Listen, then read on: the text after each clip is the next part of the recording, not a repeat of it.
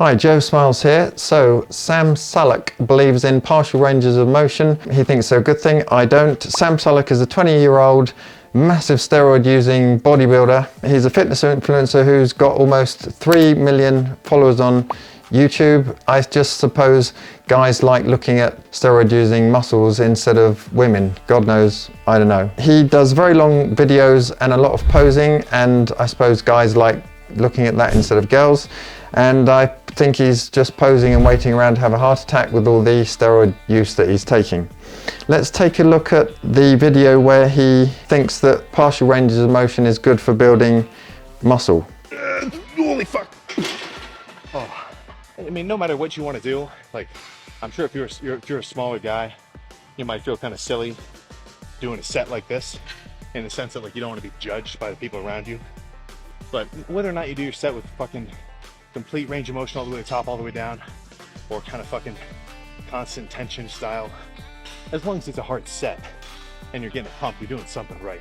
So why wouldn't you have constant tension style, as he puts it, doing a full range of motion? You would do. It's silly. I mean, come on guys, it's 2024. We're getting more used to now and addressing the fact that people, all these social influencers are on performance enhancing drugs, from Sam Sullock, Matt Does Fitness, Jesse James West, Greg Doucette, to Mike Israetel, to Eddie Abu, Mike Thurston, Derek from More Plates, More Dates, Zach Talander, and Sam Sullock, of course. These aren't people that you want to be aspiring to and get inspiration from. It's just going to make you more depressed, more lower self-esteem, less confident, because you're not going to be able to lift the kind of weights that they lift unless you start doing performance enhancing drugs as well. And all it does is it creates mental health problems. Like, they have mental health problems, they have severe insecurities, they're desperately unhappy, desperately insecure. These aren't really people you want to be looking up to. I'm going to say it, you want to look up to someone like me. I have a chronic illness, I have a great body, I keep in great shape, I'm happy about that. I'm not lifting anywhere near the numbers like they are, but I've done really well at sport. I've achieved 3 British Championship Brazilian Jiu-Jitsu titles, 1 at open weight champion. I could do more, but I'm having a sabbatical out of that. I've got 5, almost 6 years of full blood tests on my website, so no other fitness influencer is doing that.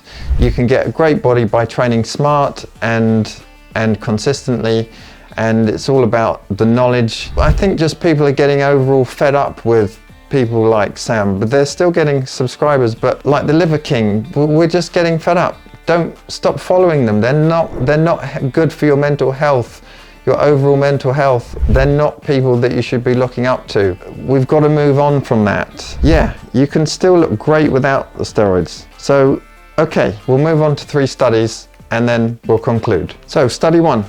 It's entitled, Partial Range of Motion Training Elicits Favourable Improvements in Muscular Adaptations When Carried Out at Long Muscle Lengths 2021. So forgive me as I look down at the notes on the studies. They compared muscle hypertrophy in 45 untrained women, and they were going to grow no matter what because they're brand new to training. And however, they compared knee extension exercises, so 0 degrees range of motion, full range of motion, 100 to 30 degrees range of motion, 100 to 65 degrees range of motion, 65 to 30 degrees range of motion, and they found that partial range of motion in the initial stage, which is this stage of knee extension on the knee extension machine, promoted the greater hypertrophy in certain muscle regions, which will be just that part, which will affect one part of your quadricep getting slightly bigger than the other.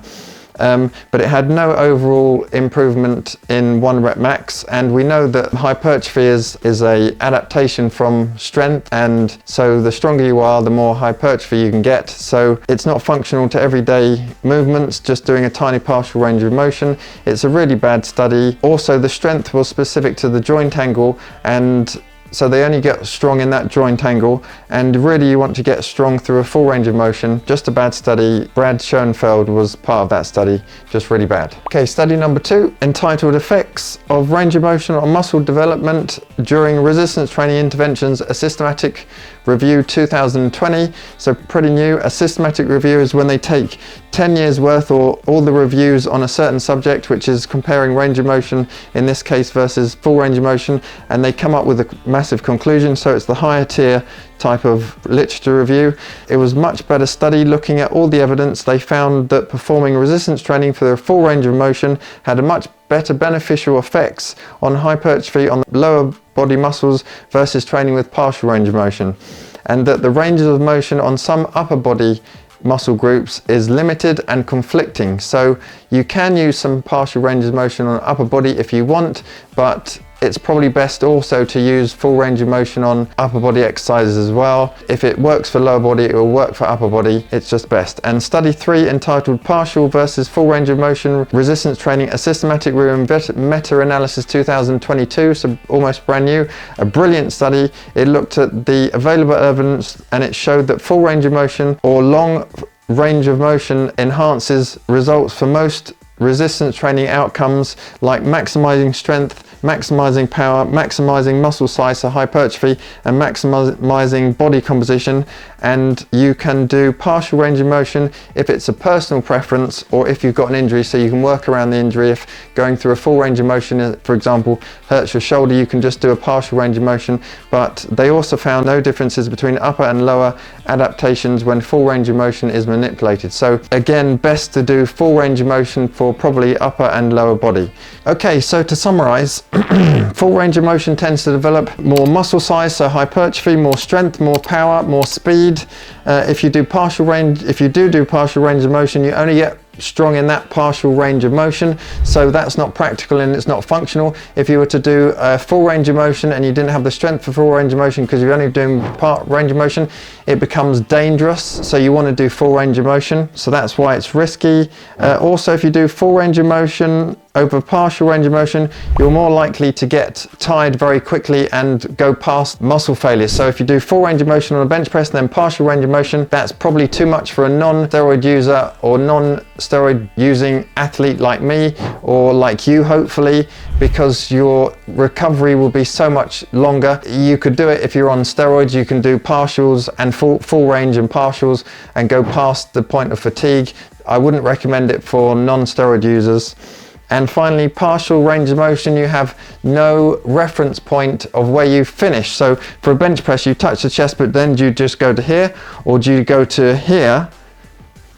Or then you get tired, do you just go to here? I mean, it's impractical, the reps aren't consistent, and overall it's just silly. Also, full range of motion, oh yes, I'll put a video here entitled Gains Unleashed, the Science Behind Partial versus Full Range of Motion. It's a video that I did which explains all the muscle physiology behind doing full ranges of motion and how that applies to the muscle anatomy and physiology, and you'll find that really interesting and how it affects and how full range of motion maximizes hypertrophy. So if you like the video, subscribe, like the video, make as many comments as you want, get involved. Thanks for watching the content, and I'll see you in the next video.